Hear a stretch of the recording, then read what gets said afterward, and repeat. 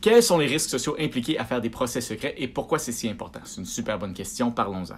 À la base de la réponse, il faut comprendre un principe fondamental à toute démocratie. Dans une démocratie, on n'est pas seulement des sujets de la loi, on est aussi les propriétaires et les responsables de la loi. Ce qui veut dire qu'on est aussi les responsables ultimes de l'application de la loi contre les individus. Dit plus simplement, c'est notre responsabilité collective de s'assurer que les tribunaux font bien leur travail. Si on croit que notre système de justice agit de façon incorrecte ou injuste, on a le droit de mettre pression sur notre gouvernement pour changer les procédures judiciaires. Et ça, on ne peut pas le faire si on ne sait pas ce qui se passe dans les tribunaux. Alors la transparence judiciaire est primordiale.